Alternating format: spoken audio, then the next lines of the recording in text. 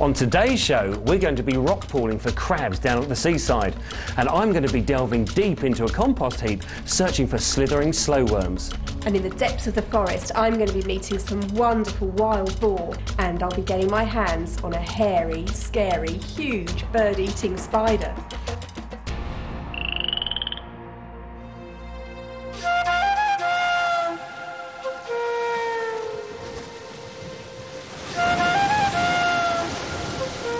Crabs can be found all over the world, in many different sizes, from little crabs like this one here to huge, enormous crabs up to 4 metres wide.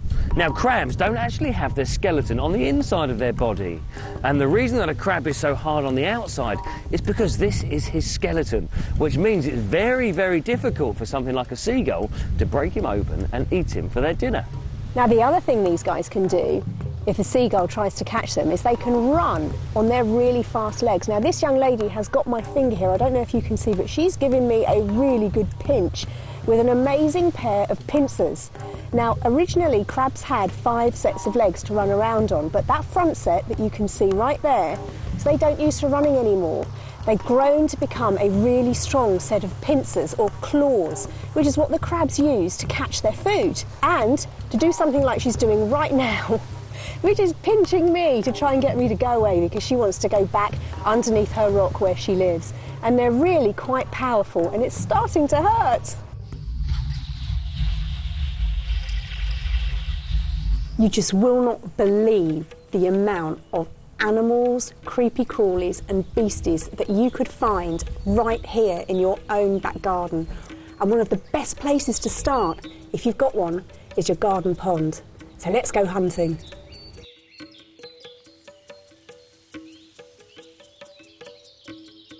Shall we do some hunting? Yeah. Let's see what we can find.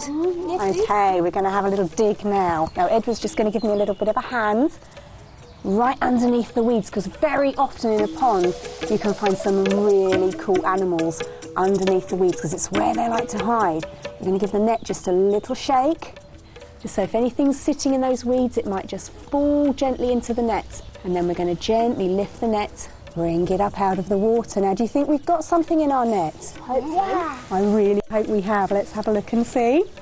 It's a newt! You're absolutely right, he is a newt. Let's have a close look at this little chap. Can you see he's got a beautiful long tail? Look at the bottom of him, it's orange. It is, and can you see those spots? They look a bit like eels. They do look a bit like eels, don't they? Well, another absolutely amazing thing about these guys is that they actually have the ability to regrow their legs or even their jaws or even their heart if it gets damaged. And for that reason, they're able to live for quite a long time. In the case of this little chap here, you might well find him in your garden pond for about 20 years. Isn't he fantastic? And remember, kids, if you're exploring near a pond, make sure you have a grown-up with you. Now let's see what Lee's found for us in the garden.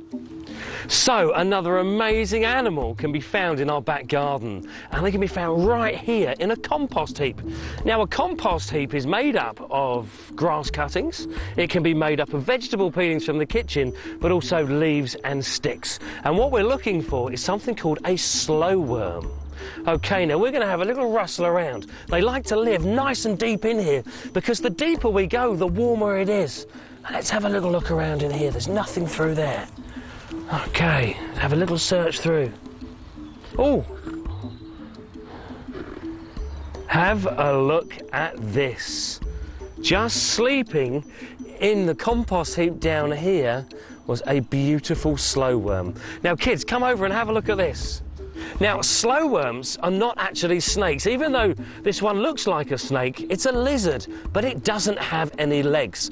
And the way that we can tell that it's a lizard rather than a snake is the fact that it's got eyelids. Can you have a look at its eyelids? Look, just here. Tiny little eyelids. Now, what sort of food do you think these would eat if they're living in a compost heap like this? Well done. They would live on maggots, they would live on insects, they absolutely love slugs. Slow worms move exactly the same as a snake. If you put them on, look at this. What he would like to do is to bury himself right the way down as far as he can go. We're not going to let him go back home just yet. So Lois, there we go, have a little feel. And what do you think he feels like? Nice. He feels squidgy and... Squidgy's a good word for a slow worm, isn't it? Now, slow worms, so they're lizards and also snakes, shed their skin every single year, up to 6 times a year. And the reason they do this is because they get too big for their skin. Imagine, boys and girls, shedding your skin up to 6 times a year in order for you to grow a little bit bigger. But also living in a compost heap like this, eating beetles and slugs for your dinner. Ugh, how disgusting.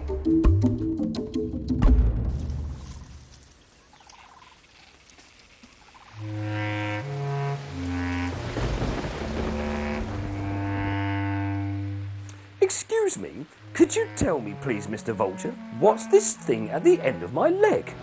Are you for real? You're supposed to be a wise old owl, you know. They're your feet. You use them to catch your dinner, remember? Ah, I remember. Speaking of dinner, did you see that? Down there, look. Where?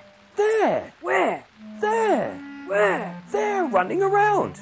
I think it's a mouse. I love eating those. A mouse?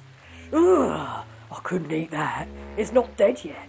I only eat dead things. Lovely, smelly dead things. That's disgusting.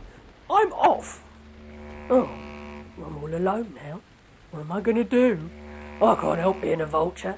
Is there anything round here dead that I can eat?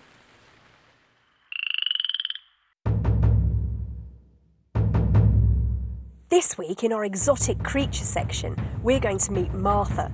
She's a salmon pink bird-eating spider, and she's one of the largest types of spider in the world. Now, these spiders live in the rainforests in South America, in Brazil. And what they do is they find a little burrow to live in. So they don't spin webs to catch their prey, like the spiders we find in the garden. They actually pounce on prey as it runs past them. And just like the normal spiders that we have in our gardens, they bite them with their fangs. The only difference with Martha here is that her fangs alone are actually between 1.5 and 2 centimetres long. So they're quite big. She's just amazing. She's got tiny little hooks on the end of each leg, and I can just feel them.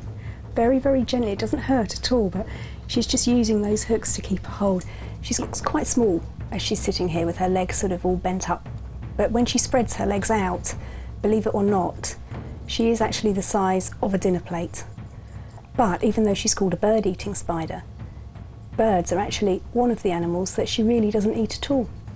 She might have the occasional small bird, but insects and lizards, frogs, are much more her usual diet.